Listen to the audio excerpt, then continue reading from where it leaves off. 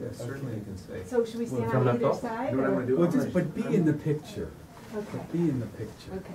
I'm gonna just close the door so we don't get any like ambient noise. Okay.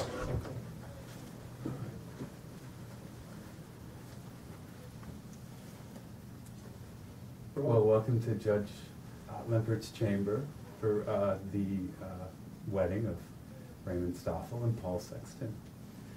And I just thought it's important to consider the historical significance.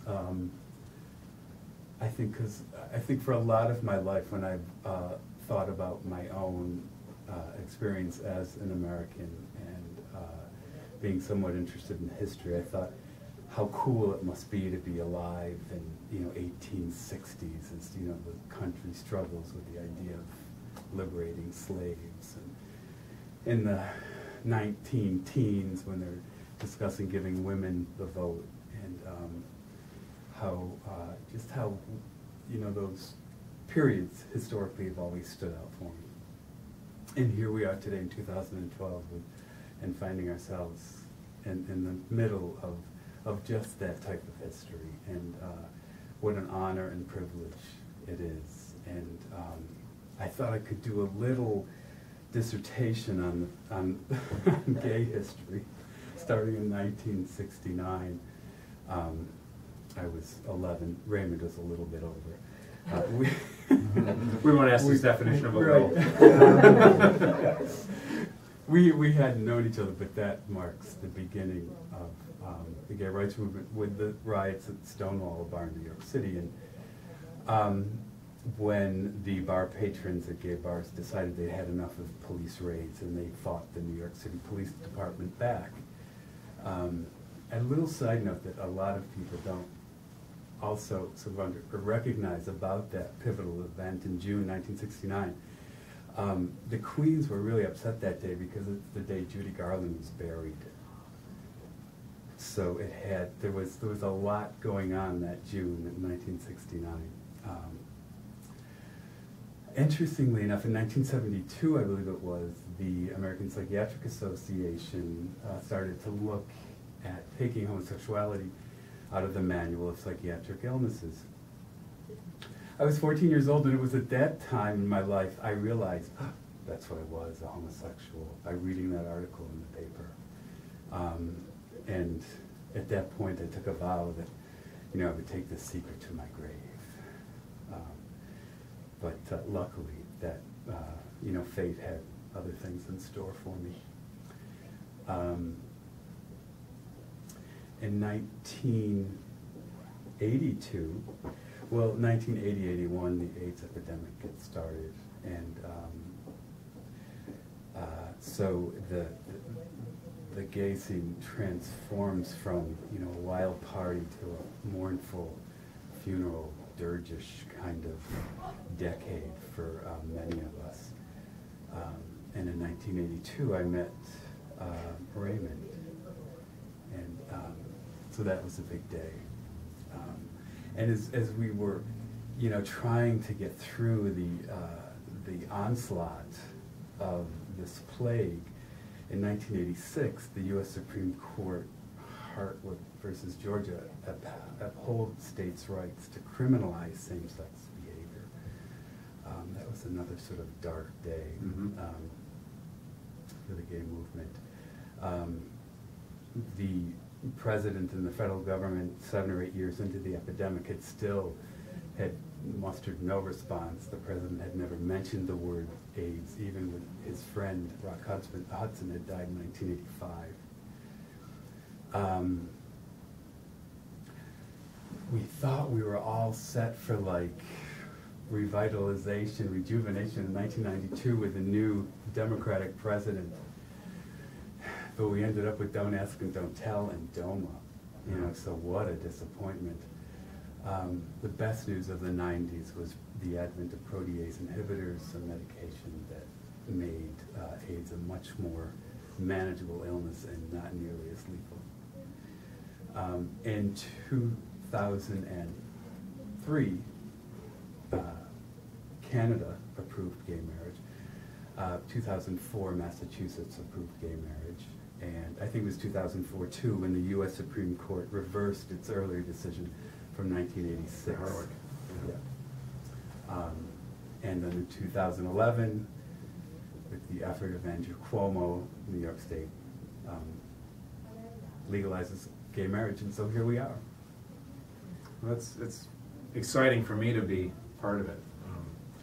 You know, I was asked to do a gay marriage back at the end of August, but unfortunately I was getting ready to be deployed, so I was not able to do it. So you are my first couple. So I'm honored and privileged to be able to conduct the ceremony. I really appreciate you asking me. I firmly believe that it should be a right that you should have to do, and I've always been a strong supporter of that. I don't know if you know David Blanchard, but she's a very good friend of mine, and my former minister when he was at First Unitarian Universalist Society. So I just hope that we can get more people to recognize this is the way it should be, and I hope the more people come forward and get married and aren't afraid to do that, because it really makes a lot of sense. So are we ready to conduct the ceremony? You can join hands if you like. All right. You can kind of get closer so you're in the, make sure you're in the picture, you guys. Okay. All right, my friends, we are gathered here in the presence of this company to join this couple in the bonds of lawful matrimony, which is an honorable estate, not to be entered into lightly or unadvisedly, but reverently, discreetly, upon sober and mature consideration, having in mind the holy nature of the bond to be assumed. Into this estate, these two persons present come to be joined. And if any person's presence can show just cause why they may not be lawfully joined, together let them now speak. Good. And I require and charge both of you, if you know of any impediment of why you should not be lawfully joined together in matrimony, you must now confess it. All right. Paul, do you take Raymond to be your wedded spouse, to live together in the ordinances and estates of matrimony?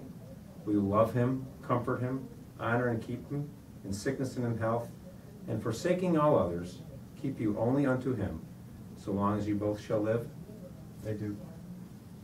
Raymond, do you take Paul to be your wedded spouse, to live together in the ordinances and estates of marriage? Will you love him, comfort him, honor and keep him in sickness and in health, and forsaking all others, keep you only unto him, for so long as you both shall live? I do. All right, you're already holding hands, so that's good. Just repeat after me, Paul. I, Paul, take thee, Raymond, I, Paul, take thee, Raymond, to be my wedded spouse, to be my wedded spouse, to have and to hold, to have and to hold, from this day forward, from this day forward, for better or for worse, for better or for worse, richer or poorer, richer or poorer, in sickness and in health, in sickness and in health, to love and to cherish till death do us part. to love and to cherish till death do us part. And so I pledge unto you. And so I pledge unto you. All right, Raymond, if you would repeat after me. I, Raymond, take thee, Paul, I, Raymond, take thee, Paul, to be my wedded spouse, to be my wedded spouse, to have and to hold, to have and to hold, from this day forward, from this day forward, for better or worse, for better or worse, richer or poorer, richer or poorer, in sickness and in health, in sickness and in health, to love and to cherish, to love and to cherish, till death do us part. till death do us part. And so I pledge unto you. And so I pledge unto you. Inasmuch as Paul and Raymond have joined together in lawful wedlock, and have witnessed the same before this company, and thereunto have pledged each to the other, and I have declared the same by the joining of the hands, in accordance with the authority vested in me by the state of New York, I pronounce that you are partners for life. Congratulations. Thank you.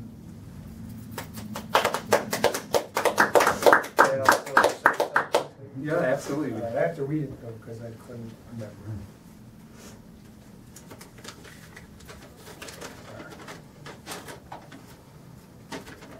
Oh, those are yours.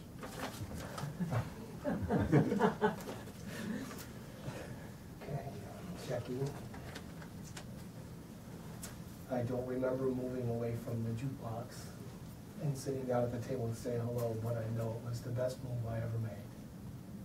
I don't recall giving us a second thought, but I knew I couldn't get you off of my mind.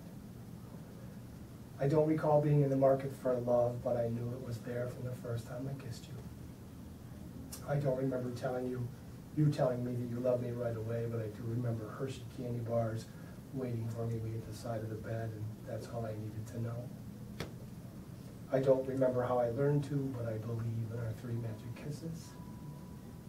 I don't remember exactly when you and me became we, but I know I'm better because of it.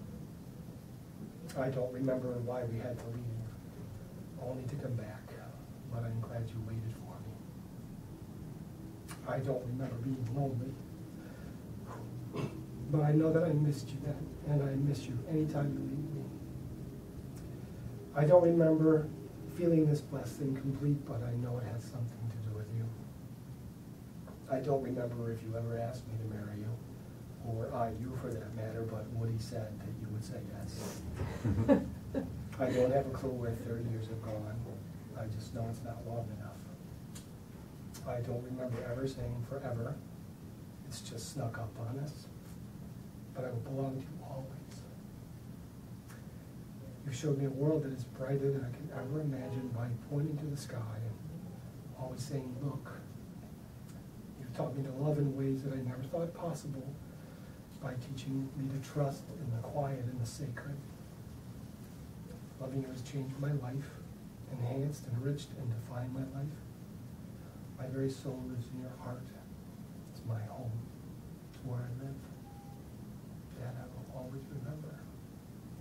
I love you. Congratulations. Thank you. I have something to say to him. I fear because he's shy. And I could never, I don't possess the eloquence and the poetry of Raymond. But I was thinking of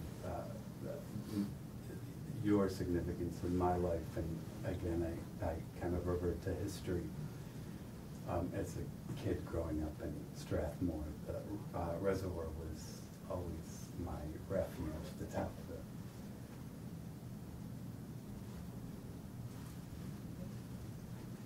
Need a minute, but I would go there to, as a 10-year-old, a 12-year-old, a 16-year-old, an 18-year-old, and I would gaze out over the city and I would think, you know, what is my future? I had this terrible secret, and I would wish and I would hope and I would pray that things could be different, that fate or God or someone would intervene, and that I could somehow know some kind of a normal life, that I would know love, that I would somehow feel some sense of completion as a young man. And having moved back into the neighborhood 6 years ago and 3 years with the dog now, and I'm on the reservoir all the time. And I always stop at the top with Woodrow, and the other day came to me that you were the answer to that prayer.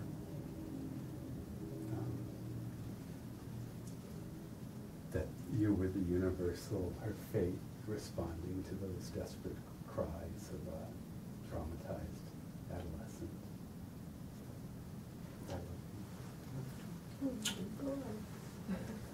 Let's take some pictures. All right. Turn off the camera. Yeah. Thank you so much. Oh, my pleasure. It's my pleasure. I am so Glad you happy. were I want to have a picture of you first. so I can